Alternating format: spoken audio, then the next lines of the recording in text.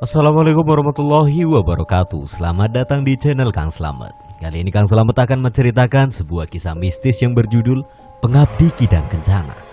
Cerita ini ditulis oleh Alin Ambarwati. Sebelum kita masuk ke ceritanya, buat kalian yang belum subscribe channel ini, tekan tombol subscribe-nya terlebih dahulu dan tekan tombol notifikasinya agar kalian tidak ketinggalan cerita seram lainnya dari Kang Slamet. Gak usah berlama-lama lagi, langsung saja kita masuk ceritanya. Pengabdi Kidang Kencana.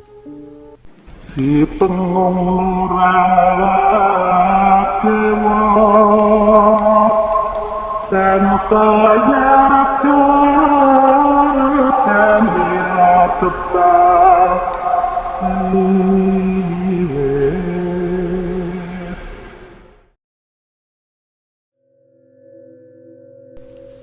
Kondisi desaku sangatlah mencekam. Teror Kidang Kencana membuat semua warga menjadi khawatir berlebihan. Mereka takut jika bertemu dengan sosok Kidang Kencana. Bahkan mendengar suaranya pun mereka sudah ketakutan. Sebab berjumpa dengan Kencana adalah tanda kematian akan segera menghampirinya. Semenjak itu, tidak ada satupun orang yang berani keluar rumah di malam hari. Saat malam hari, kondisi desaku seolah-olah mati. Peristiwa itu terjadi akibat adanya teror Kidang Kencana, buah adanya pengabdian kepada sosok Kidang Kencana yang dilakukan oleh salah seorang keluarga di desaku. Keluarga itu bisa dipanggil dengan keluarga Pak Midi. Keluarga Pak Midi merupakan satu-satunya keluarga kaya raya di desaku. Rumahnya bak istana dan dikelilingi pagar hijau. Kata warga setempat, keluarga itu memiliki usaha yang tak banyak orang ketahui, sehingga mereka menjadi keluarga yang sangat kaya raya di desa. Konon katanya Pak Midi melakukan sebuah pengabdian kepada sosok Kidang Kencana di salah satu gunung tertinggi di Pulau Jawa. Hal itu dilakukannya untuk memperoleh kekayaan dengan cara cepat dan tanpa usaha yang berat. Namun ia harus melakukan pengabdian kepada sosok Kidang Kencana selamanya, baik di dunia ataupun di alam setelah kematiannya. Sebelum keluarga Pak Midi melakukan sebuah pengabdian kepada sosok Kidang Kencana, keluarga mereka merupakan keluarga yang sangat miskin. Bahkan untuk makan sehari-hari saja mereka selalu meminjam uang di tetangga ataupun di warung dekat rumahnya. Namun suatu ketika saat Pak Midi sedang duduk merenung di tengah sungai, ia tiba-tiba saja dihampiri oleh sosok misterius yang menawarkan satu hal yang menurutnya menarik. Sepertinya kehidupanmu yang pelik sedang mendatangimu. Benar Pak, saya benar-benar tidak tahu harus berbuat apa. Hidup dalam kemiskinan membuat saya tidak bisa berpikir apapun. Rasanya ingin mati saja jika ada pilihan lainnya selain hidup. Mengapa kamu tidak datang saja ke gunung? Di sana kamu bisa meminta apapun, termasuk kekayaan. Apa bisa? Tentu bisa. Datanglah saat malam Kamis Wage, maka kamu akan mendapatkan jawabannya. Apa yang perlu saya siapkan jika saya ingin ke sana? Cukup datang, sampaikan keluhan, ucapkan kesanggupan, dan lakukan semua yang disyaratkan. Maka kamu akan mendapatkan apa yang kamu inginkan. Sesaat setelahnya Pak Midi pun termakan oleh ucapan sosok misterius itu. Ia kemudian memutuskan untuk mendatangi gunung yang dimaksud sosok misterius tersebut tanpa diketahui oleh istri ataupun anak-anaknya. Saya harus bisa mengubah takdir hidup keluargaku menjadi lebih baik, ucap Pak Midi terus-menerus. Malam Kamis Wage pun tiba. Pak Midi hanya membawa barang seperlunya seperti air mineral dan makanan ringan. Ia pun mulai melakukan pendakian menuju puncak gunung paling tinggi di Pulau Jawa tersebut seorang diri.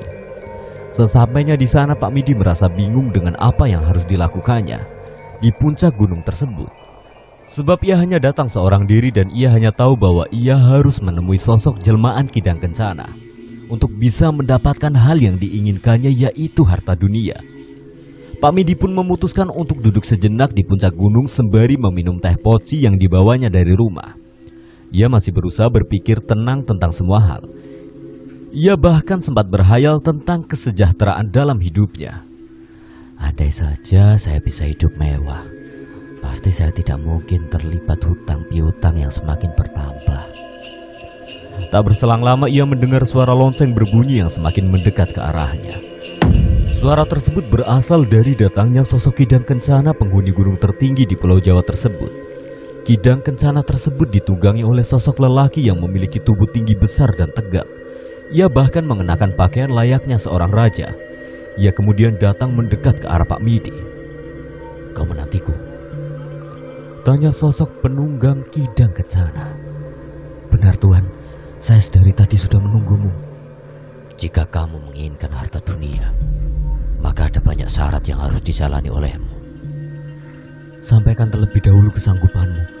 Setelahnya saya akan patuhi semua hal yang dipersyaratkan. Sosok penunggang Kidang Kencana tersebut pun merasa bahwa ia dibutuhkan oleh manusia.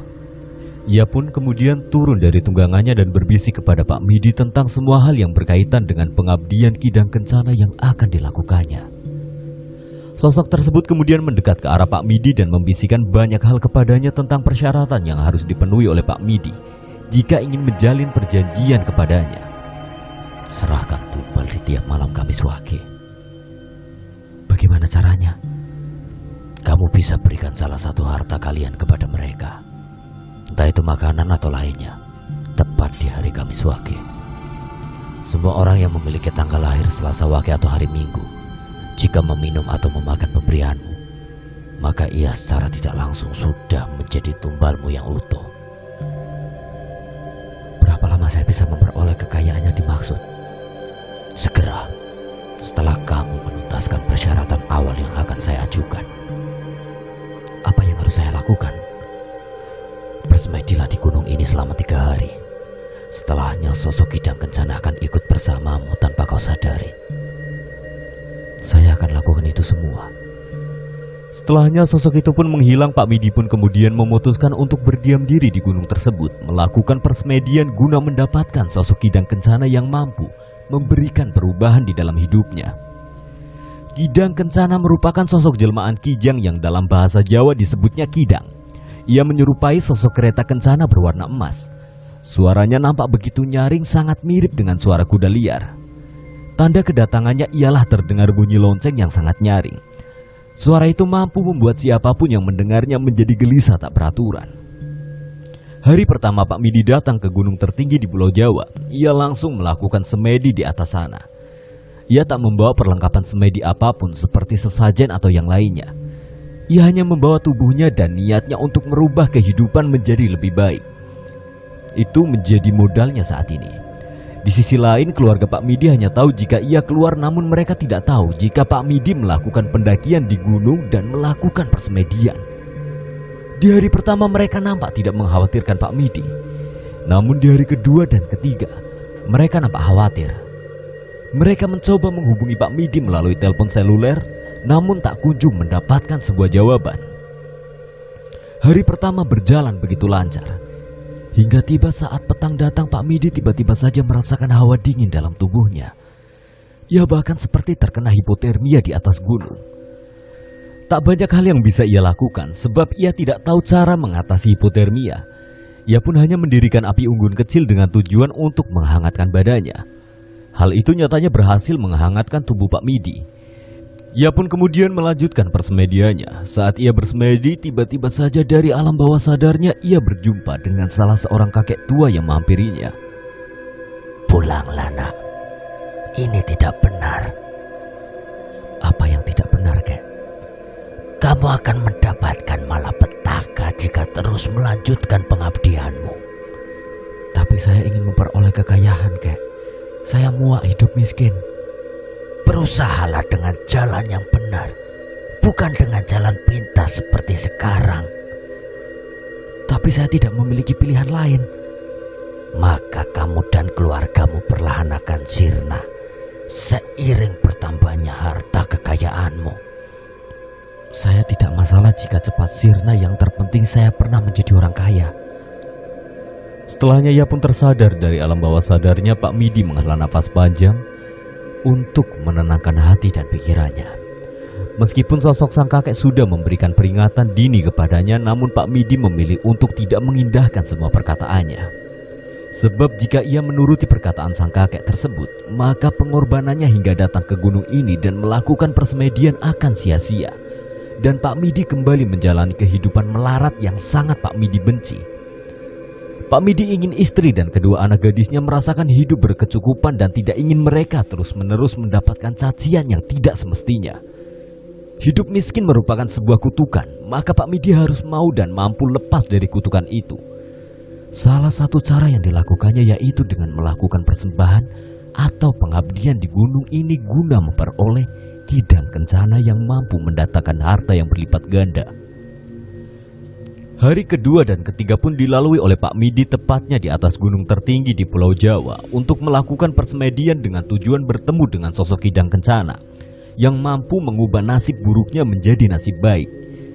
Jika di hari pertama ia didatangi oleh sesosok kakek yang memberikan peringatan kepadanya agar ia tak lagi melanjutkan persemediannya di atas gunung, di hari kedua dan ketiga ia bertemu dengan sosok yang berbeda dengan wejangan yang sangat bertolak belakang dengan wejangan di hari pertama. Pak Midi didatangi oleh sesosok perempuan cantik berbusana serba hijau. Raut wajahnya sangat cantik dan sangat bersinar, hingga Pak Midi tak sempat memalingkan wajahnya dari sosok perempuan tersebut. Kamu sudah berada di jalan yang tepat. Mengabdilah kepadaku dan kamu akan selamat. Benarkah, Nyai? Tentu.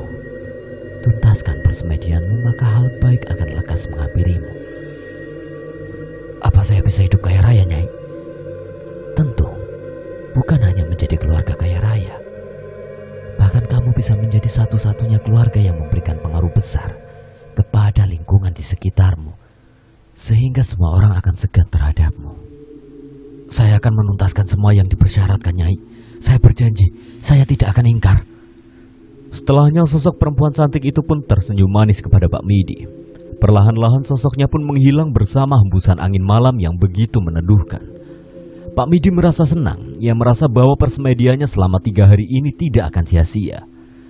Kekayaan akan segera menghampirinya tanpa henti, dan ia tak akan lagi menjadi manusia yang hidup dengan penuh kemiskinan. 3 hari pun usai, persemedian Pak Midi dianggap berhasil, dan tanpa ia sadari, sosok kidang kencana sudah melekat dalam dirinya. Sosok itulah yang akan merubah hidup Pak Midi. Sementara di sisi lain keluarga Pak Midi sudah sangat khawatir, sebab Pak Midi tidak kembali selama 3 hari. Bahkan mereka sudah mengerahkan warga untuk mencari keberadaan Pak Midi. Saat para warga akan berangkat mencari Pak Midi, dari kejauhan langkah kaki Pak Midi pun nampak. Ia sedang berjalan menuju rumahnya. Istri dan kedua anaknya pun terkaget. Mereka langsung berlari untuk menghampiri Pak Midi. Mereka sangat bersyukur Pak Midi kembali dalam keadaan baik-baik saja. Setelahnya mereka pun memeluk erat Pak Midi. Warga pun kemudian memutuskan untuk kembali ke rumah masing-masing guna melanjutkan aktivitas mereka. Bapak kemana saja? Kami sangat khawatir. Iya, kami khawatir sama Bapak. Bapak hanya mendaki gunung saja, dan Bapak baik-baik saja. Kalian bisa lihat Bapak pulang dengan selamat tanpa kurang apapun, kan? Pak Midi pun kemudian mengajak keluarganya untuk masuk ke rumah mereka. Pak Midi pun bergegas mengajak istrinya untuk masuk ke kamar. Ia ingin membicarakan kesepakatannya dengan penghuni gunung tertinggi Pulau Jawa terkait sosok kidang kencana mampu mengubah hidup mereka. Dan Pak Midi berhasil memperolehnya. Bu, Bapak ingin berbicara kepada Ibu. Ini penting. Ada apa ya, Pak? Bapak melakukan perjanjian dengan sosok penghuni gunung yang kemarin Bapak datangi. Dan Bapak melakukan pengabdian kepada sosok kidang kencana, Bu. Sosok itu pasti mampu mengubah hidup kita menjadi lebih baik. Bahkan kita bisa menjadi keluarga kaya raya dan dipandang oleh para warga. Kita tidak akan lagi hidup susah, Bu. Tapi pasti ada persyaratan yang harus kita penuhi, kan, Pak? Sebab sejauh yang Ibu tahu, jika melakukan perjanjian dengan makhluk gaib, maka harus ada sesuatu yang kita persembahkan kepadanya. Benar, Bu. Kita harus menyerahkan tumbal tiap 3 bulan sekali. Namun caranya sangat mudah, Bu. Kita tinggal memberikan makanan atau minuman kepada orang yang kita tuju. Maka secara otomatis ia akan menjadi tumbal dari sosok kidang kencana tersebut, Bu. Hanya itu, Pak. Setelahnya jiwa orang tersebut akan terpagar rapi di rumah kita, Bu. Sebagai tanda pengabdian kepada sosok kidang kencana. Kita pun harus membuat patung kidang sebagai rumahnya, Bu. Menurut Ibu bagaimana? Ibu khawatir akan terjadi masalah ke depannya, Pak. Tidak akan ada masalah setelahnya, Bu. Ibu percaya sama Bapak. Benarkah, Pak? Benar, Bu. Setelahnya sang istri pun terdiam tanpa bisa berucap satu kata pun. Ia merasa khawatir jika suatu waktu terjadi hal buruk kepada keluarga mereka. Pak Midi pun mencoba meyakinkan sang istri agar turut membantunya dalam niatnya melakukan pengabdian kepada sosok Kidang Kencana. Jika kita tidak melakukan ini, maka hidup kita akan terus-menerus berada di bawah kemiskinan, Bu. Bapak tidak ingin keluarga kita terus dicaci maki oleh warga sekitar. Terlebih lagi saat semua anak-anak kecil tidak mau berteman dengan anak kita karena persoalan keluarga kita yang miskin. Bapak tidak ingin mereka mengalami nasib buruk karena kita, Bu. Tapi apakah keluarga kita tetap akan baik-baik saja, Pak? Bapak berjanji semua akan baik-baik saja, Bu.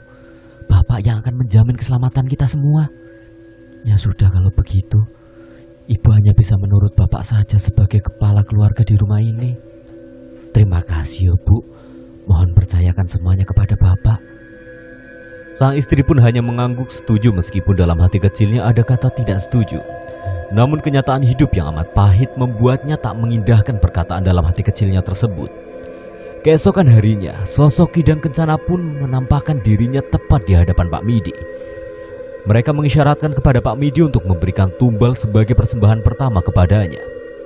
Sebagai tanda perjanjian di antara mereka, Pak Midi pun menyanggupinya. Pak Midi kemudian mulai mencari sosok warga yang akan dijadikannya tumbal. Saat Pak Midi sedang duduk di teras rumahnya, Pak Midi melihat ada seorang kakek tua yang sedang berjalan sempoyongan. Ia seperti seorang gelandangan yang sangat kelaparan. Pak Midi pun mengajak kakek tersebut untuk masuk ke dalam rumahnya meskipun Pak Midi membantu kakek tersebut. Namun dalam hati kecilnya ia berpikir untuk menumbalkan kakek tersebut. Sepertinya saya tidak perlu bersusah payah untuk mencari tumbal yang tepat, sebab tumbal tersebut sudah datang dengan sendirinya,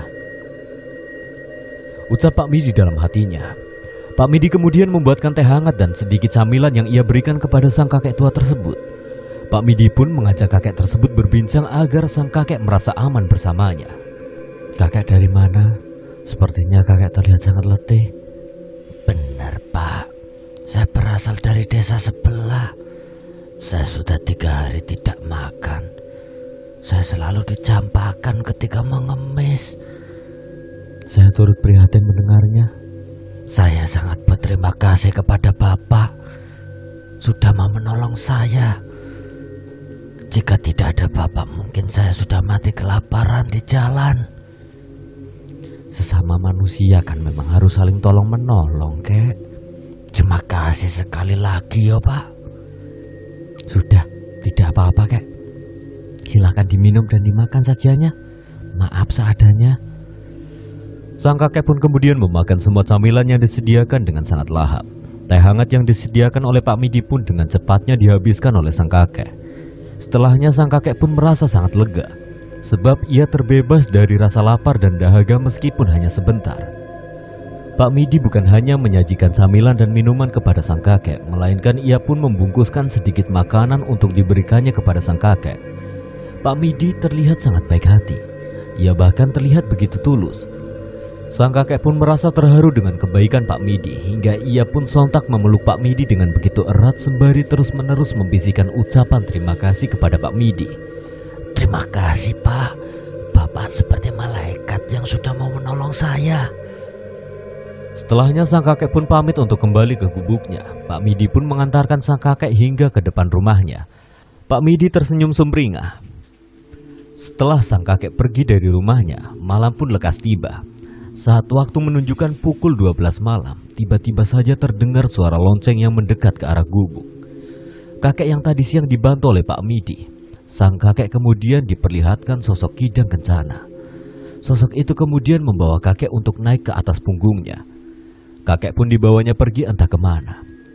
Keesokan harinya tersiar kabar bahwa sang kakek meninggal dunia tanpa sebab.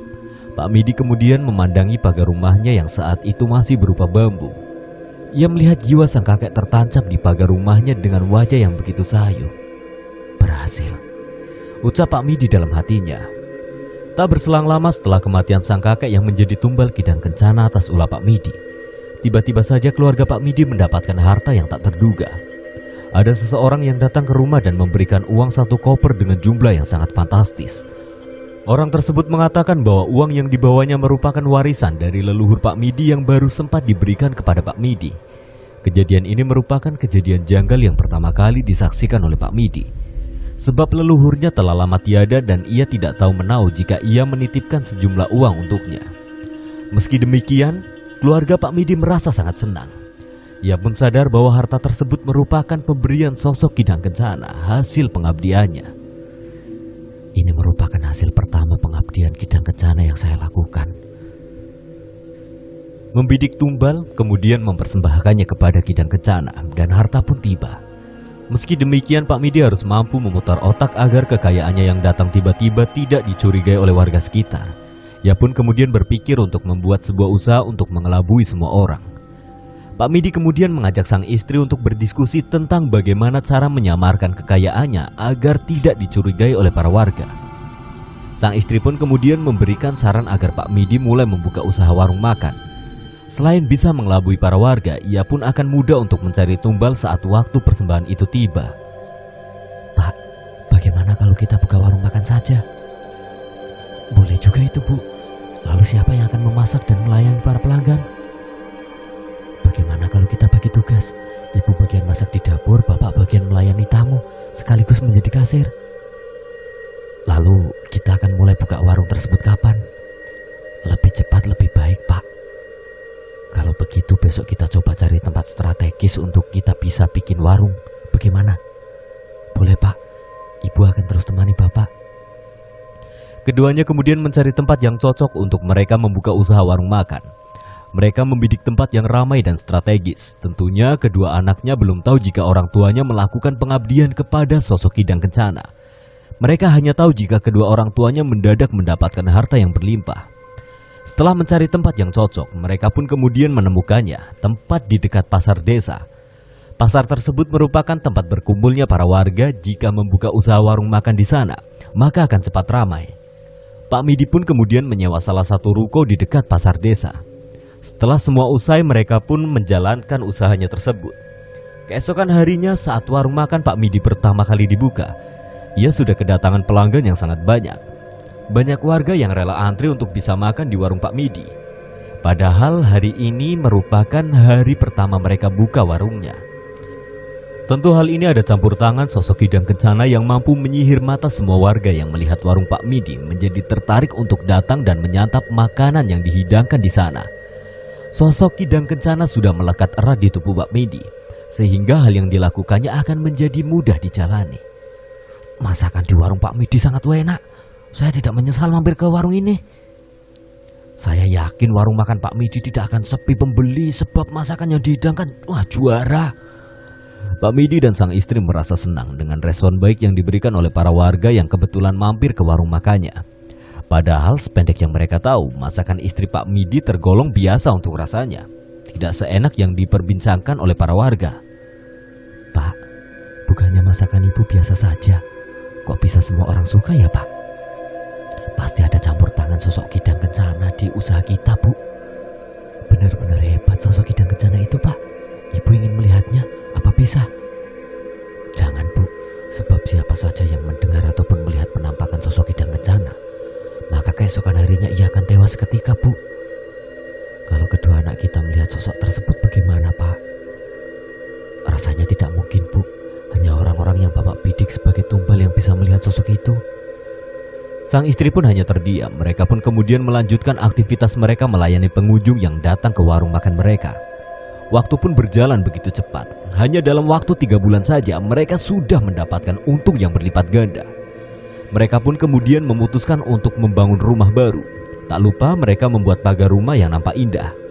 Mereka memilih warna hijau sebagai warna pagar mereka sesuai dengan anjuran sosok Kidang Kencana. Mereka juga membuat patung seekor kidang di depan rumah mereka sebagai tanda bersemayamnya sosok Kidang Kencana di rumah mereka. Ada pantangan yang harus dihindari oleh siapapun termasuk keluarga Pak Midi. Mereka tidak diperbolehkan untuk menaiki patung kidang yang mereka bangun sebab di dalam patung tersebut bersemayam sosok Kidang Kencana yang menjadi sosok yang dipuja oleh Pak Midi. Jika hal tersebut dilanggar, maka orang yang melanggarnya akan terkena musibah hebat yang sulit untuk diselesaikan. Hingga pada akhirnya orang yang melanggar pantangan tersebut akan tewas secara sia-sia. Untuk mencegah hal tersebut terjadi kepada keluarga kecilnya, Pak Midi pun sudah lebih dulu memberikan peringatan keras kepada kedua anaknya dan sang istri. Pak Midi mewanti-wanti agar tidak ada satu orang pun yang menaikinya. Sang istri pun menurut dengan mudahnya. Namun berbeda dengan kedua anak Pak Midi. Mereka nampak kecewa dengan larangan yang diberikan oleh Pak Midi kepada mereka. Mereka terdiam dengan raut wajah kekecewaan. Kedua anak Pak Midi yang masih berusia belia pun mencoba untuk membujuk Pak Midi untuk memperbolehkannya bermain di patung kidang yang dibangun di depan rumahnya tersebut. Sebab bagi mereka patung kidang tersebut sangatlah menarik untuk menjadi tempat mereka bermain. "Bapak, bolehkan kami bermain di patung itu?" "Tidak boleh, Nak, karena patung itu bukan tempat untuk kalian bermain." "Lalu untuk apa patung tersebut dibangun jika kami tidak diperbolehkan bermain di sana?" "Patung itu untuk Bapak bekerja, Nak, dan tidak boleh ditunggangi oleh siapapun. Kalian menurut ya sama ucapan Bapak." Kedua anak Pak Midi pun kembali terdiam. Raut kekecewaan nampak jelas tergambar dari wajah keduanya. Mereka pun kemudian memilih untuk masuk ke kamar masing-masing setelahnya. Hal tersebut Pak Midi lakukan untuk kebaikan kedua anaknya. Di sisi lain, Pak Midi sebenarnya tidak ingin membangun patung yang membahayakan tersebut. Namun tidak ada pilihan lain. Jika patung tersebut tidak dibangun, sosok kidang kencana tersebut akan terus-menerus melekat dan singgah di tubuh Pak Midi. Jika hal itu terjadi, maka Pak Midi tidak akan bisa berkonsentrasi dalam bekerja maupun dalam beraktivitas. Adanya patung tersebut yaitu untuk menjadi rumah singgah untuk sosok yang dipuja oleh Pak Midi, yaitu sosok kidang kencana yang sudah memberikannya perubahan hidup kepada keluarga kecilnya. Nampaknya larangan yang diceritakan oleh Pak Midi hanyalah omongan yang dianggap angin lalu oleh kedua anaknya. Saat Pak Midi dan sang istri sedang berjualan di warungnya, kedua anak Pak Midi nekat untuk bermain di patung kidang kencana di depan rumah. Salah satu dari mereka pun nekat untuk menaiki patung kidang kencana tersebut. Tak berselang lama, anak Pak Midi tersebut pun mendadak terkena serangan jantung. Bahkan ia sampai kejang-kejang dan terjatuh dari patung kidang tersebut. Anak Pak Midi tersebut bernama Ira. Sementara saudara kembarnya bernama Era. Era pun nampak kaget ketika saudara kembarnya tersebut terjatuh dari patung kidang dan kemudian kejang-kejang. Ia kemudian mencoba menghubungi bapaknya yaitu Pak Midi. "Pak, cepat pulang. Ira kejang-kejang, Pak." "Memangnya ada apa dengan Ira?" "Ira terjatuh dan kemudian kejang-kejang, Pak. Era sendiri tidak tahu mengapa Ira bisa seperti itu." "Ya sudah, Bapak langsung pulang sama Ibu. Kamu tunggu di rumah. Jaga Ira terlebih dahulu." Pak Midi dan sang istri pun kemudian bergegas menutup warung makan dan langsung kembali ke rumah. Sesampainya di rumah, Pak Midi kaget bukan kepalang ketika melihat Ira sedang tersungkur lemas di bawah patung kidang kencana yang ada di rumahnya. Pak Midi kemudian langsung membawa Ira masuk ke dalam rumahnya. Pak Midi mencoba menyadarkan Ira dengan berbagai cara, namun Ira tak kunjung siuman. Pak Midi pun mencoba menanyakannya tentang persoalan yang sebenarnya terjadi kepada Ira, saudara kembar Era. "Era, sebenarnya Ira kenapa?" "Tadi kan kita lagi main di dekat patung itu, Pak. Lalu Ira tiba-tiba saja naik ke patung kidang di depan rumah. Setelahnya Ira langsung terjatuh dan kejang-kejang, Pak." "Kan Bapak sudah tegaskan jangan bermain atau naik ke punggung kidang kencana itu. Berbahaya akibatnya." "Maafkan kami, Pak." Setelah mengetahui kejadian yang menimpa anaknya yaitu Ira, Pak Midi tidak bisa berpikir dengan jernih. Padahal sebelumnya ia sudah memberikan peringatan yang jelas kepada kedua anaknya. Mengapa hal tersebut dilanggar begitu saja? Pak Midi pun kemudian mencoba memutar otak agar Ira dapat disembuhkan dengan cepat dan dengan cara yang tepat. Pak Midi pun mencoba berkomunikasi dengan sosok kidang kencana guna meminta pertolongannya agar tidak terjadi hal buruk kepada Ira, seperti konsekuensi sebelumnya tentang patung kidang kencana. Pak Midi kemudian mencoba mendatangkan sosok kidang kencana untuk memohon pertolongan kepadanya. Ia kemudian melakukan persembahan dengan menyembahkan sesaji tepat di hadapan patung kidang kencana di rumahnya. Setelah beberapa menit melakukan persembahan, sosok yang dinanti pun tiba. Pak Midi pun langsung bersujud tepat di hadapannya. "Tuhan, saya mohon selamatkan anak saya. Jangan jadikan ia sebagai tumbal." "Lihatlah ke arah pagar sana." Pak Midi pun kemudian melihat ke arah yang dimaksud oleh sosok itu. Pak Midi terkaget-kaget saat melihat secara samar tubuh Ira sudah melekat di pagar rumahnya. Namun sosoknya masih sangat samar. Pak Midi pun kemudian memohon kembali kepada sosok kidang kencana. "Saya mohon Tuhan, Jangan jadikan anak saya sebagai tumbal. Ia tak sengaja duduk di patung Tuhan, namun ia benar-benar tidak sengaja. Peraturan tetaplah peraturan. Tidak ada yang bisa menghindarinya. Pak Midi pun nampak begitu murung. Ia seakan-akan kehilangan arah. Ia benar-benar tidak ingin anaknya tewas sia-sia. Terlebih-lebih itu semua karena peran tangannya sendiri. Pak Midi tidak bisa menerima kenyataan pahit tersebut. Pak Midi pun kemudian mencoba berdiskusi dengan sang istri terkait keselamatan anaknya tersebut. Sementara semakin hari sosok Ira semakin jelas terperangkap di pagar rumah miliknya. Seolah-olah mengisyaratkan bahwa Ira akan segera menemui ajalnya. Bu, bagaimana Ira? Apa kita ikhlaskan saja? Ibu tidak sanggup jika harus melepas Ira, Pak. Bagaimana kalau kita sudahi saja pengabdian kepada sosok Kidang Kencana, Pak? Bukankah kita bisa lebih fokus kepada warung makan kita? Sependek yang Bapak tahu, jika menghentikan pengabdian kepada sosok gaib, maka kita akan kembali ke kehidupan kita yang lama, Bu. Bukan hanya itu, Bapak juga bisa saja tewas sia-sia setelah menyudahinya, Bu. Lalu Bapak mau jika anak kita tewas? Kita tidak punya pilihan lain, Bu. Bapak sudah mencoba bernegosiasi dengan sosok Kidang Kencana, namun tidak ada hasil baik setelahnya, Bu. Bapak malah diperlihatkan sosok Ira yang sudah berdiri di pagar rumah kita, Bu. Apa bisa Ibu gantikan posisi Ira, Pak? Biar Ibu saja yang tewas, asal anak Ibu tetap bisa hidup. Ibu mau tinggalin Bapak. Ibu tidak mau ninggalin Bapak. Tapi di sisi lain Ibu juga tidak tega jika salah satu anak kita harus tewas sia-sia. Jika tahu ujungnya akan seperti ini, Bapak tidak akan mungkin mau bersekutu dengan makhluk itu, Bu. Bapak juga menyesal, namun semua sudah terjadi. Ibarat nasi sudah menjadi bubur, tidak ada yang bisa kita perbuat. Jika Ira benar-benar tewas, apa Bapak akan terus melanjutkan pengabdian ini?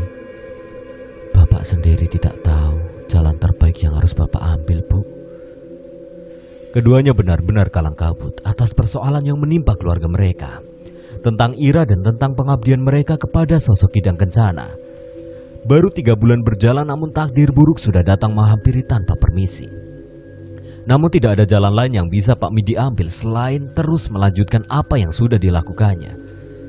Tidak ada pilihan lain lagi, Bu. Kita hanya bisa mengikhlaskan Ira pergi. Sang istri pun terdiam tanpa berkata satu kata pun, sementara Era terus berada di sisi saudara kembarnya yaitu Ira. Kondisi Ira semakin hari semakin menurun. Wajah ceria Ira kini berubah menjadi raut wajah sayu, bahkan tubuh Ira pun semakin kurus setelahnya. Ira nampak tersiksa atas sakit yang dideritanya. Beberapa hari saat Ira sakit, Pak Midi dan istrinya tidak membuka warung makannya. Mereka semua fokus kepada kesehatan Ira. Namun Ira hanya mampu terbujur lemas di atas ranjang. Ibu Ira tidak tega melihat anaknya menderita terus-menerus. Ia pun kemudian mengikhlaskan kepergian Ira jika memang itu merupakan keputusan terbaik. Pak, Ibu sudah mengikhlaskan Ira. Istri Pak Midi tak sanggup menahan tangis. Ibu benar-benar berada di sisi Ira selama dirinya sakit. Pak Midi merasa sangat terpukul, ia bahkan hanya terdiam tanpa mengatakan apapun. Selang beberapa jam setelahnya, Ira pun menghembuskan nafas terakhirnya tepat di rumahnya sendiri. Pak Midi, sang istri dan Era benar-benar terpukul dengan meninggalnya Ira. Semua anggota keluarganya bergiliran untuk memeluk Ira. Bapak akan terus merasa bersalah atas kematian Ira ini, Bu. Jika kita pandai mensyukuri pemberian Tuhan, maka kejadiannya tidak akan serumit ini, Bu. Sebetulnya, harta yang benar-benar berharga bukanlah uang, Pak, melainkan keluarga yang utuh. Baru berjalan 3 bulan, namun takdir buruk nyatanya lebih dulu datang dan menghampiri keluarga Pak Midi. Entah pengabdian tersebut akan dilanjutkan oleh Pak Midi atau tidak, namun kematian Ira benar-benar membuat Pak Midi sangatlah terpukul. Jenazah Ira pun kemudian dikebumikan tak jauh dari rumahnya. Kini Pak Midi dan sang istri hanya memiliki 1 orang anak yaitu Era. Namun bayang-bayang Ira akan terus membayangi kehidupan Pak Midi dan keluarganya. Setelah 1 minggu berlalu, Pak Midi pun masih merenungi kejadian yang berkaitan dengan kematian Ira.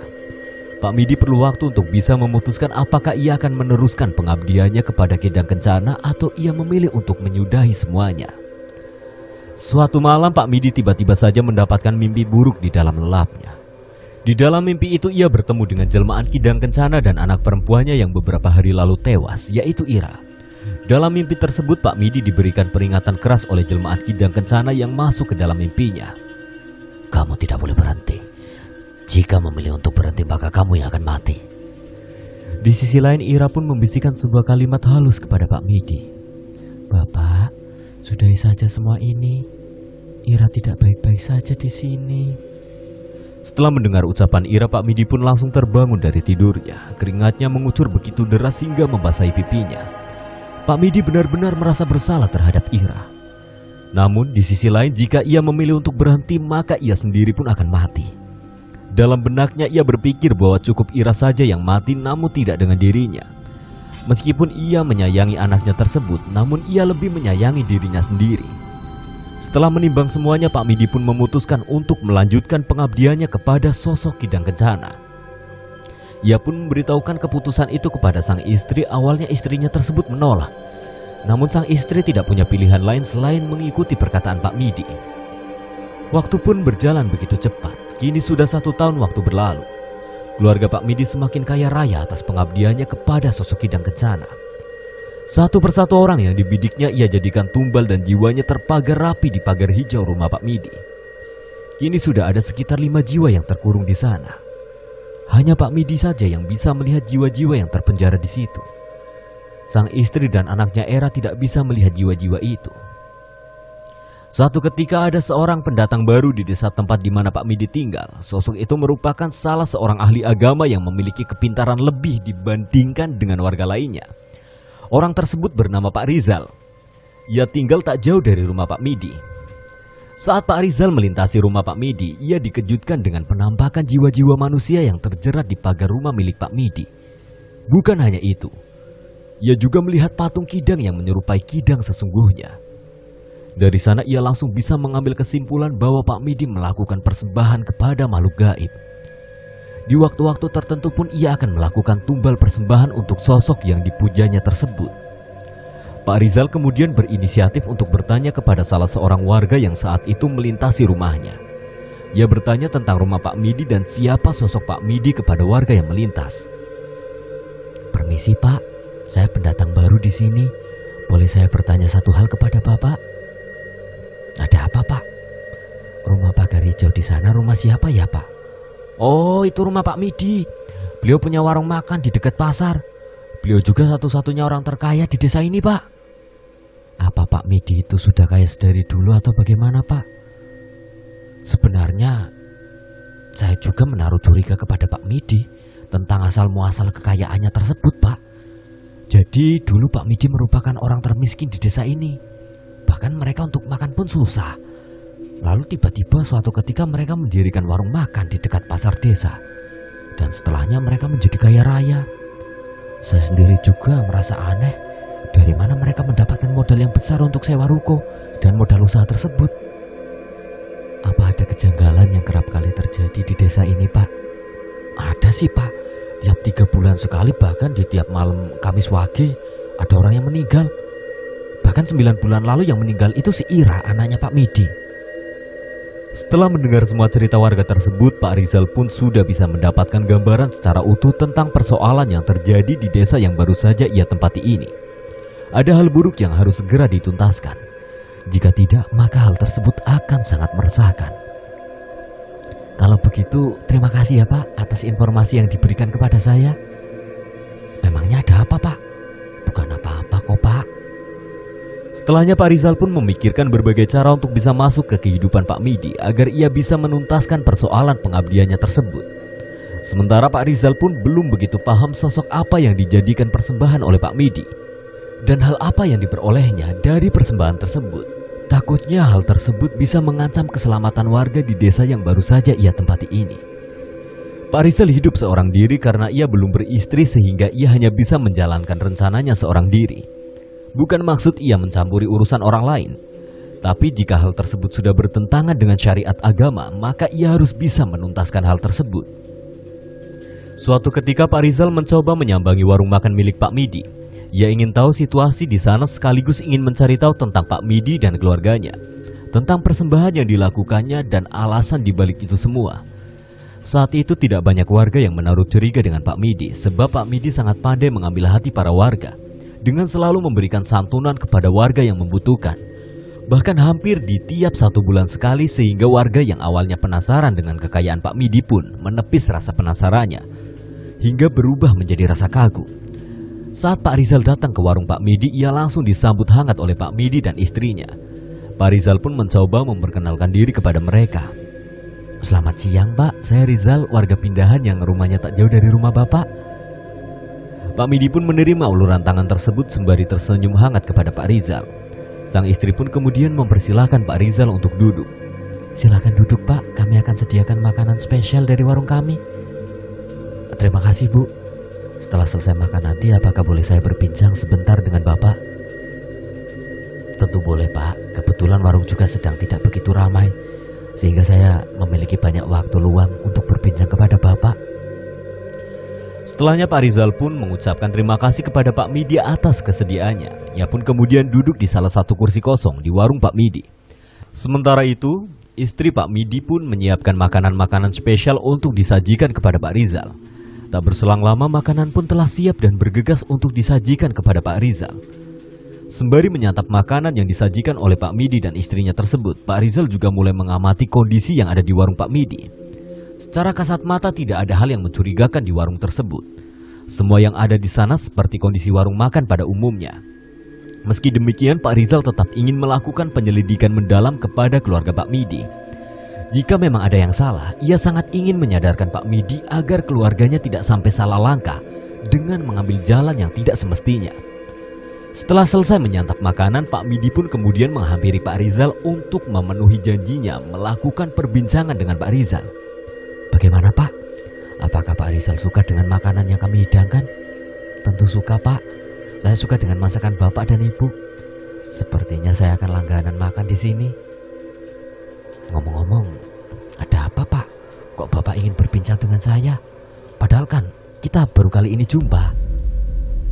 "Benar Pak. Semenjak saya pertama kali melihat rumah Bapak dan kehidupan Bapak, saya menjadi penasaran akan keluarga Bapak. Kebetulan saya ini kan pindahan dari desa Pak. Saya juga seorang diri di sini, belum beristri juga. Saya ingin tahu bagaimana cara Bapak mengembangkan usaha warung makan ini hingga kini menjadi warung yang sangat ramai." Pak Rizal sengaja menanyakan hal lain yang tidak langsung menjurus ke arah persembahan makhluk gaib seperti yang ia curigai. Pak Rizal tidak ingin Pak Midi menjadi marah dan curiga dengan tujuannya membongkar hal-hal yang tidak wajar yang dilakukan oleh Pak Midi dan keluarganya. Sehingga ia pun berpura-pura tertarik dengan perjalanan usaha Pak Midi. "Walah, Bapak ingin tahu tentang proses usaha saya toh? Saya pikir hal lain Pak." "Benar Pak, kebetulan saya pun memiliki keinginan untuk membangun usaha Pak. Namun saya bingung harus mulai dari mana. Saya mulai usaha ini juga dari nol Pak. Akan tetapi karena saya sangat tekun dan rajin bersedekah, akhirnya warung makan saya pun diminati oleh banyak orang hingga sukses seperti sekarang Pak." "Modal awal Pak Midi membangun usaha ini dari mana Pak? Karena itu kan menjadi hal yang perlu disiapkan jauh-jauh hari tentunya." "Saya mendapatkan pertolongan dari langit Pak, sehingga tiba-tiba saja saya mendapatkan uang yang sangat banyak dan bisa untuk membangun usaha ini." Saat menemui Pak Midi, pakaian yang dikenakan Pak Rizal sangatlah biasa. Ia tidak menunjukkan jati dirinya. Ia tidak menunjukkan kepada Pak Midi dan keluarganya bahwa dirinya adalah ahli agama. Sebab ia ingin menunjukkan kepada Pak Midi bahwa ia pun memiliki nasib yang sama seperti dirinya saat dulu tidak memiliki apapun. Karena itulah Pak Midi menjadi terbuka kepada Pak Rizal dan memberikan banyak informasi tentang dirinya dan kehidupannya. Pak Rizal pun merasa penasaran dengan apa yang dimaksud dengan pertolongan dari langit. Ia pun kemudian menanyakan hal tersebut kepada Pak Midi agar ia mendapatkan jawaban yang jelas darinya. "Maksud Bapak pertolongan dari langit itu apa?" Di sisi lain, salah satu perjanjian antara Pak Midi dengan Kidang Kencana ialah ia tidak boleh membocorkan perjanjiannya kepada siapapun. Jika ingin memperkenalkan sosok Kidang Kencana, Pak Midi diharuskan memberikan cerita perumpamaannya, bukan langsung menceritakan bahwa dirinya menjalin perjanjian dengan sosok gaib tersebut. Akan tetapi Pak Midi luput akan hal tersebut. Ia malah langsung menceritakan perjanjiannya dengan sosok Kidang Kencana kepada Pak Rizal. Sebab itu merupakan kali pertama ada orang yang menanyakannya terkait kekayaan Pak Midi. "Dari gunung tertinggi di Pulau Jawa Pak, saya mendapatkannya dari sana." "Maksudnya Bapak mendapatkan semacam harta karun di gunung tersebut?" "Bisa dibilang begitu Pak. Saya bisa ceritakan awal mulanya kepada Bapak, tapi cukup Bapak saja yang tahu. Apakah Bapak percaya dengan saya? Terlebih lagi, kita baru pertama kali bertemu, Pak. Saya melihat diri saya dulu saat melihat Pak Rizal. Dulu saya sangat menderita, hidup serba kekurangan dan tidak punya siapa-siapa selain istri dan anak saya. Hingga akhirnya takdir baik berpihak kepada saya. Jadi saya berharap setelah Pak Rizal mendengarkan cerita saya, takdir baik pun bisa berpihak kepada Pak Rizal. Terima kasih Pak, karena Bapak sudah memperdulikan saya. Jadi dulu ada seseorang yang mengatakan bahwa jika ingin mengubah takdir hidup ke arah yang lebih baik, mintalah kepada sosok Kidang Kencana yang tinggal di gunung tertinggi di Pulau Jawa. Seketika itu karena saya sudah tidak memiliki pilihan lain, akhirnya saya pun mengikuti ucapan itu. Saya pergi ke gunung yang dimaksud dan di sana saya melakukan semedi selama 3 hari. Setelahnya sosok tersebut pun melekat di diri saya hingga mengubah kehidupan keluarga saya menjadi sangat baik seperti sekarang, Pak. Bapak melakukan perjanjian dengan makhluk gaib. Apa tidak ada konsekuensi setelahnya, Pak? Sependek yang saya tahu, jika kita melakukan perjanjian dengan makhluk gaib, maka mereka akan meminta sesuatu dari kita. Benar apa yang diucapkan Bapak, memang benar. Ada konsekuensi yang harus saya tanggung. Hanya saja saya tidak ada pilihan lain, Pak. Sejauh ini saya pun berusaha untuk selalu memenuhi konsekuensi atas perjanjian tersebut. Apa setelahnya tidak ada penyesalan, Pak? Sempat ada rasa penyesalan atas perjanjian itu, Pak. Terutama saat anak saya menjadi korban atas perjanjian ini. Akan tetapi jika saya berhenti maka saya akan mati, Pak. Dan saya tidak ingin mati sia-sia seperti putri saya. Apa Bapak juga mengorbankan orang lain selain putri Bapak? Tentu, Pak. Sebab setiap 3 bulan sekali saya harus memberikan tumbal kepada makhluk itu. Jika ada warga yang tahu hal ini, Bapak bisa saja diamuk oleh mereka. Maka dari itu jangan sampai ada warga yang tahu, Pak. Saya juga minta Bapak agar tidak menceritakan hal ini kepada siapapun. Saya tidak akan membicarakan hal ini kepada siapapun, Pak. Tapi saya harap suatu waktu Bapak bisa menyudahi perjanjian ini tanpa harus mengorbankan nyawa Bapak. Di sisi lain saya ingin mengikuti jejak Bapak. Akan tetapi di sisi lainnya pula, saya teramat takut melakukannya. Sebab semuanya berkaitan dengan nyawa orang lain. Saya tidak ingin berbahagia di atas penderitaan orang lain. Saya harap meskipun Bapak tidak mengikuti jejak saya, takdir baik tetap bisa datang ke dalam hidup Bapak. Terima kasih Pak sudah berbagi kisah dengan saya. Banyak pelajaran yang bisa saya ambil dari kisah Bapak. Setelahnya Pak Rizal pun izin pamit kepada Pak Midi untuk kembali ke rumahnya. Pak Rizal berhasil mendapatkan banyak informasi dari Pak Midi terkait perjanjiannya dengan makhluk gaib yang seharusnya tidak dilakukan oleh seorang manusia. Akan tetapi terkadang hidup yang tidak sesuai harapan mampu membutakan mata hati seseorang hingga ia lupa bahwa ia masih memiliki Tuhan.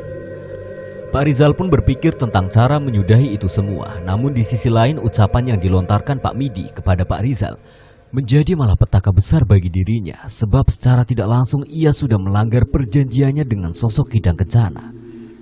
Semenjak Pak Midi memberikan banyak informasi tentang perjanjiannya dengan sosok Kidang Kencana kepada Pak Rizal, satu persatu malapetaka datang menghampiri Pak Midi. Dimulai dengan hadirnya mimpi buruk yang terus-menerus mengganggu tidur Pak Midi. Dalam mimpinya tersebut Pak Midi selalu melihat dirinya terpenjara di dalam pagar hijau rumahnya. Selain itu ia juga selalu melihat kehancuran di keluarganya. Sang istri menderita sakit yang amat parah dan anak satu-satunya yang bernama Era menyusul saudari kembarnya ke lubang kematian. Hampir di tiap malam Pak Midi tidak merasakan ketenangan di dalam lelapnya.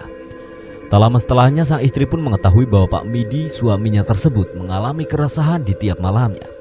Sang istri pun mencoba menanyakan hal tersebut kepada Pak Midi. Bapak ada masalah apa?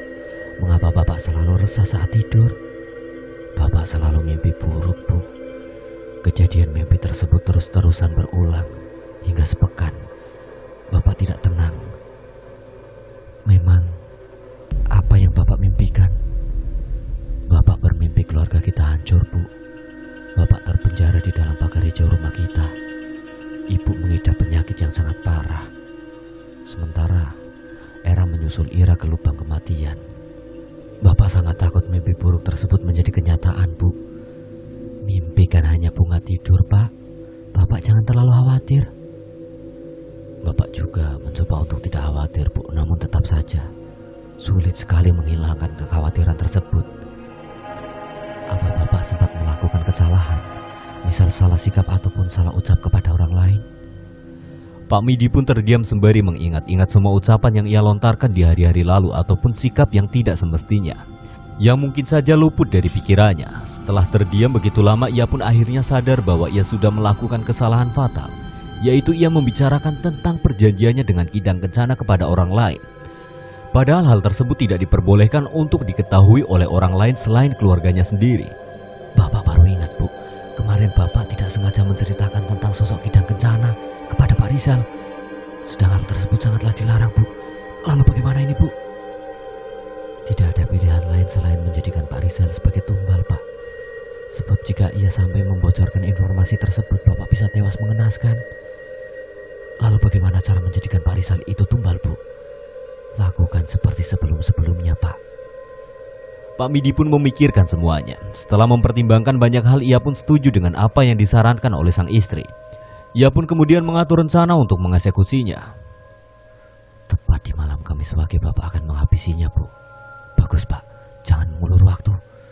Di sisi lain, Pak Midi tidak tahu jika Pak Rizal merupakan sosok pemuka agama yang sangat kebal akan sihir atau sebagainya. Ia bahkan tak segan untuk mengembalikan kiriman sihir itu kepada orang yang telah memerintahkannya. Hari yang dinantikan oleh Pak Midi pun segera tiba. Ia kemudian melakukan rencana untuk menghabisi Pak Rizal, padahal sejak awal jumpa Pak Midi merasa sangat iba kepada Pak Rizal. Namun karena ia sangat takut terjadi hal buruk kepada hidupnya, hatinya pun tertutup hingga tega menjadikan Pak Rizal sebagai tumbal hanya karena Pak Rizal tahu tentang latar belakang Pak Midi. Pak Midi kemudian mencoba mendatangi rumah Pak Rizal untuk memberikan bingkisan makanan dan minuman kepada Pak Rizal, di mana siapa saja yang memakan atau meminum makanan yang dibawa Pak Midi akan didatangi oleh sosok Kidang Kencana saat malam hari, dan sosok itu akan mengambil jiwa di tubuh manusia yang dibidiknya. Saat pertama kali menerima minuman maupun makanan yang diberikan Pak Midi, Pak Rizal sudah menaruh curiga. Pak Rizal pun berniat untuk tidak menyantapnya saat Pak Midi lengah ataupun pergi meninggalkan dirinya. Ia berniat untuk membakar ataupun membuangnya. Akan tetapi ia tidak ingin Pak Midi tahu jika ia akan membuang makanan dan minuman yang diterimanya dari Pak Midi. Saya harus membuang makanan ini tanpa diketahui oleh Pak Midi. Setelah memberikan bingkisan makanan dan minuman, Pak Midi pun memilih untuk pulang dan kembali ke warung makan miliknya. Keduanya saling menyembunyikan hal-hal yang sebenarnya mereka ketahui. Persoalan antara Pak Rizal maupun Pak Midi semakin kompleks. Di sisi lain, Pak Rizal sangat ingin kebohongan Pak Midi lekas terkuak. Namun di sisi lain, Pak Midi tidak ingin ada satu orang pun yang tahu tentang perjanjiannya dengan sosok Kidang Kencana, sebab hal tersebut akan membawa kabar buruk bagi diri Pak Midi sendiri maupun orang tua, istri dan anaknya. Nasib buruk juga menghampiri usaha warung makan milik Pak Midi. Hal tersebut merupakan imbas dari kejadian tempo lalu di saat Pak Midi menceritakan semua perjanjiannya dengan sosok Kidang Kencana kepada Pak Rizal.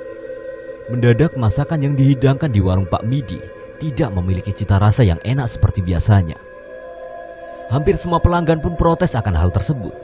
Masakan apa ini, Pak? Rasanya hambar, tidak layak untuk dimakan. Masakan kami enak kok, Pak. Seperti biasanya, kami tidak mengubah apapun.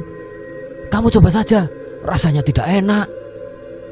Pak Midi pun kemudian mencoba makanan tersebut dan memang rasanya sangatlah hambar dan tidak enak. Pak Midi pun memilih untuk meminta maaf kepada para pelanggan atas kejadian ini. Saya minta maaf, Pak. Dengan masakan yang dihidangkan di warung kami, saya janji hal ini tidak akan terulang lagi. Dan untuk mengganti semuanya, Bapak tidak perlu membayar makanan yang sudah Bapak makan. Saya juga tidak sudi jika harus membayar makanan yang tidak layak untuk dimakan seperti ini. Pelanggan lain pun menyaksikan perdebatan antara Pak Midi dan pelanggan yang mengatakan bahwa makanan di warung Pak Midi tidak enak. Semua orang pun termakan dengan omongan tersebut dan mengurungkan niat mereka untuk datang dan menyantap makanan di sana. Dalam waktu sekejap, warung makan milik Pak Midi sangatlah sepi. Ia pun mengalami kerugian yang sangat besar sebab banyak makanan yang tidak habis terjual dan harus dibuang karena basi. Bagaimana ini, Bu? Jika terus begini kita bisa saja gulung tikar. Benar, Pak. Ibu juga tidak sangka jika hal ini akan menimpa warung kita. Saya harus temui Kidang Kencana, Bu. Bapak tidak ingin hal ini terjadi secara berulang. Lekas temuilah sosok itu, Pak. Ibu juga tidak ingin kembali miskin jika terus begini kejadiannya. Warung milik Pak Midi pun ditutup lebih cepat dari biasanya sebab tak ada satupun pelanggan yang datang. Pak Midi pun bergegas untuk menemui sosok Kidang Kencana di malam hari. Kebetulan malam ini adalah malam Kamis Wage. Pak Midi pun menghampiri patung Kidang yang terletak di rumahnya untuk memanggil sosok itu. Hamba Tuhan, keluarlah Tuhan. Saya ingin berbincang banyak hal kepada Tuhan.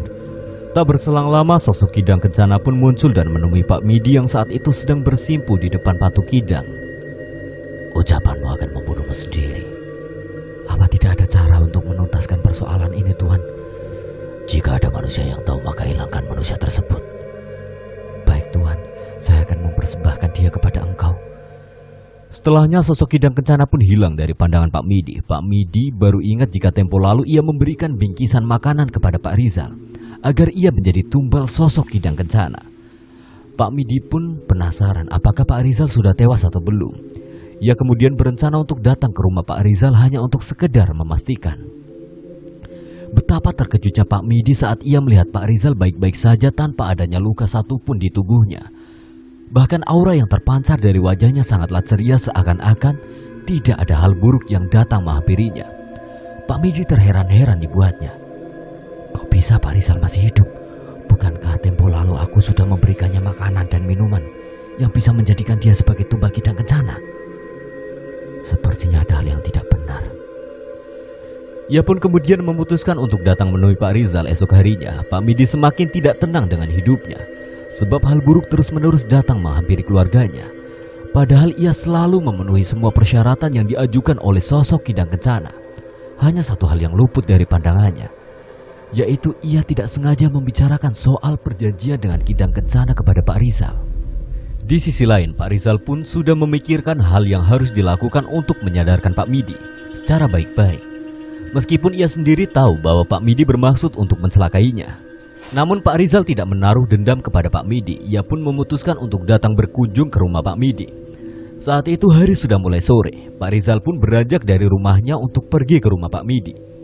Pak Midi kebetulan sudah pulang dari warungnya saat itu sebab warungnya sangatlah sepi, sehingga ia memilih untuk pulang lebih awal. Permisi. Pak Midi pun bergegas untuk membukakan pintu. Ia sangat kaget saat melihat Pak Rizal sudah berada di depan rumahnya tanpa sakit atau kurang apapun.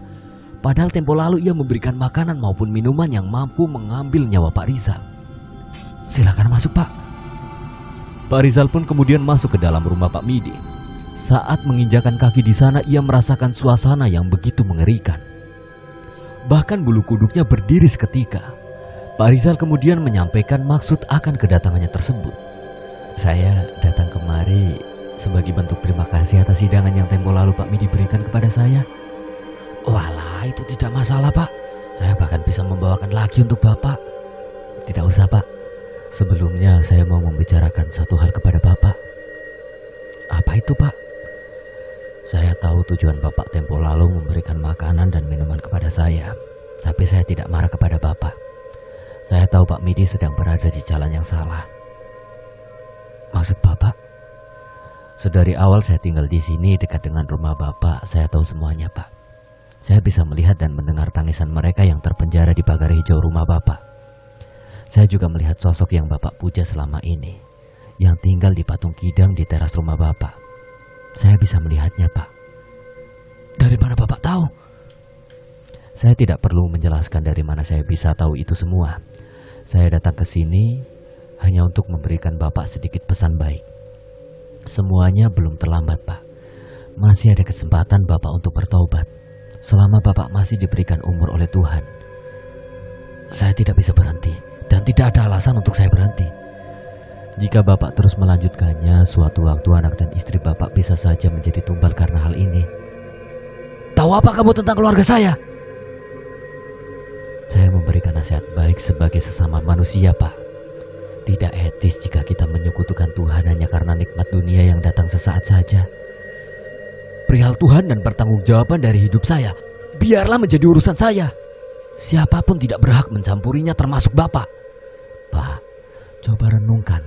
Salah satu anak Bapak sudah menjadi korban karena hal ini. Apa Bapak tega? Jika kamu datang hanya untuk berkata buruk, lebih baik kamu pergi dari rumah saya. Tapi Pak, pergi! Pak Midi mendorong paksa Pak Rizal untuk pergi dari rumahnya. Ia tidak terima jika ada orang lain yang ikut campur atas tindakan yang ia lakukan terlebih lagi. Hal tersebut berkaitan dengan keluarga dan persembahan yang ia lakukan. Perihal hidup dan Tuhan biarlah menjadi urusan pribadi Pak Midi. Tidak perlu ada yang menasehati ataupun mencampurinya. Dengan hati kecewa, Pak Rizal pun pergi dari rumah Pak Midi. Meskipun ia diusir secara paksa, namun Pak Rizal tidak sakit hati. Ia memakluminya sebab seseorang yang sedang berada di jalan yang salah pasti akan bertindak demikian. Pak Midi merasa bahwa dirinya benar dan jalan yang diambilnya sudah sesuai dengan harapan yang selama ini ia idam-idamkan. Maka dari itu tidak heran jika dia bertindak demikian. Di sisi lain, Pak Midi merasa sangat marah karena secara tidak langsung harga dirinya diinjak-injak oleh orang yang dianggapnya remeh. Ia kemudian melampiaskan amarahnya tersebut kepada istrinya. Sang istri yang tahu jika suaminya tersebut marah pun mencoba untuk menenangkannya. Sudah Pak, tidak perlu masuk ke dalam hati. Laki-laki itu benar-benar bajingan Bu. Bisa-bisanya dia menginjak-injak harga diriku. Tahu apa dia tentang Tuhan yang kita sembah? Bisa-bisanya dia campuri urusan ketuhanan kita Bu. Tapi Ibu heran, dari mana Bapak itu tahu tentang hal ini Pak? Jika dilihat dari penampilannya ia nampak seperti orang biasa. Tapi jika melihat pengetahuan tentang persembahan kita, ia pasti bukan orang sembarangan Pak. Kita harus hati-hati. Bapak benar-benar menyesal sudah menceritakan semua tentang persembahan kita di awal kepada dia. Anehnya lagi bisa-bisanya dia tidak mati. Padahal kita sudah memberikan dia makan dan minuman yang bisa membuatnya mati seketika. Sepertinya dia punya ilmu yang sangat tinggi Pak.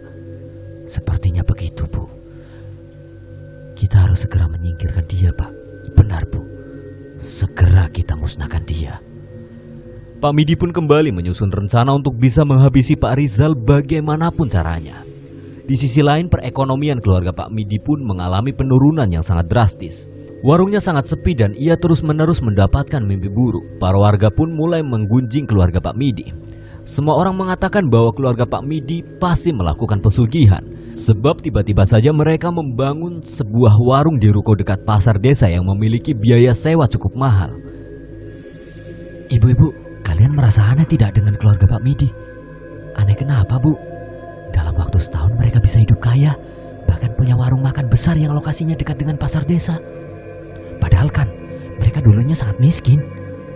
Bahkan untuk makan sehari-hari saja selalu utang. Benar juga ya Bu. Bukan hanya itu, anak mereka saja yang namanya Ira tiba-tiba tewas tanpa sebab. Bahkan banyak warga pun tewas tanpa sebab di tiap 3 bulan sekali. Bukankah itu hal yang sangat janggal? Benar Bu, saya juga menaruh curiga kepada hal tersebut. Lalu tiap saya melintas di depan rumahnya, bulu kuduk saya langsung berdiri. Benar-benar mengerikan.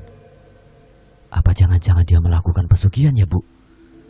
Jangan-jangan benar lagi. Soalnya tidak mungkin orang miskin tiba-tiba mendadak kaya. Kecuali ia mendadak mendapat warisan yang banyak. Kalau benar kita harus lapor ke kepala desa supaya segera ditindaklanjuti. Tapi kita harus punya bukti dulu agar kita bisa dipercayai oleh orang lain. Mulai besok ayo kumpulkan bukti kuat. Lalu kita langsung lapor saja ke kepala desa. Setuju? Para ibu-ibu rumpi tersebut pun kemudian mulai mencari titik celah untuk mencari bukti terhadap tuduhan yang mereka layangkan. Selama ini ternyata semua warga merasa resah karena di tiap 3 bulan sekali ada warga yang tewas tanpa sebab. Selain itu, kekayaan keluarga Pak Midi yang datang secara tiba-tiba pun menjadi buah bibir dari para warga di desa. Semakin hari hidup Pak Midi dan keluarganya semakin tidak tenang. Kini hampir semua warga memandang sinis ke arahnya. Pak Midi belum tahu jika semua warga kini sudah menaruh curiga kepadanya. Setelah banyak kejanggalan yang terjadi di desa tersebut.